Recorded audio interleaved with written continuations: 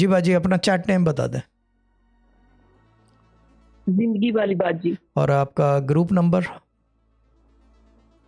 20। ये WhatsApp group है जी। बोलें बाजी, अब बता दें मसला क्या था और टेस्टिमोनी दे दें उसकी। शाह साहब, मेरी टेस्टमनी है कि मेरा वीजा नहीं लग रहा था, 7 मंथ हो गए थे वाह। और मैंने वजीफा लिया था 336। आगे वजीफा लेके कहाँ चले गए? 336 मेरा वजीफा था जी।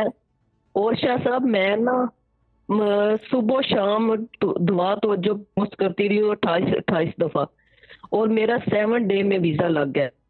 कहाँ का है वीज़ा बाजी? फैमिली वीजा, कहाँ का है? स्पेन का।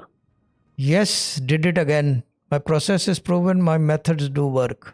इन्होंने टू द डॉट वजीफ़ा भी वही वीज़े का किया है और इन्होंने दूसरा काम ये किया, दुआ तवज्जो की पोस्ट पे 28 मरतबा, क्योंकि जफरा जमा की 28 जिल्दें हैं, हरूफ अबजद के 28 अरबिक के वर्ड है, तो इन्होंने पूरा प्रोक्योर्ड प्रोसीजर फॉलो किया। बाबूजी मान गया आपको। आपका असली नाम बता दें मुझे सिर्फ एक दफ़ा, मैं वैसे देखना है।